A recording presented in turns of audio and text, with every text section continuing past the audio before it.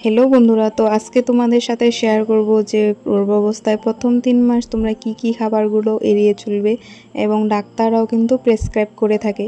তো প্রথমত আনারস, প্রথম 3 মাস কিন্তু তোমরা আনারসটা এড়িয়ে চলবে, কারণ আনারসের মধ্যে এক ব্রনেলাইন নামক এনজাইম থাকে যেটা প্রেগন্যান্সির জন্য কিন্তু খুবই ঝুঁকিপূর্ণ। আর ডাক্তাররাও বারণ করে যে এই আনারসটা না খাওয়ার জন্য।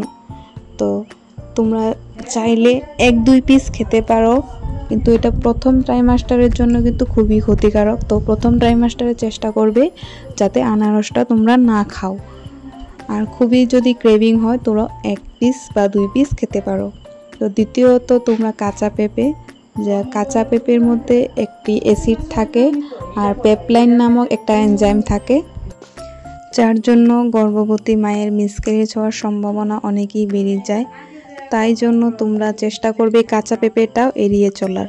তো কাঁচা পেঁপেটাও কিন্তু তোমাদের ঝুঁকিপূর্ণ।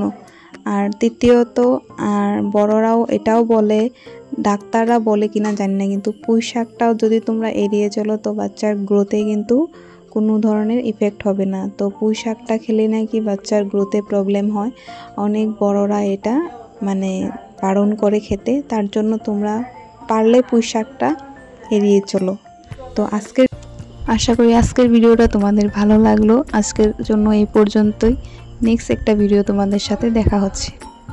ততক্ষণের জন্য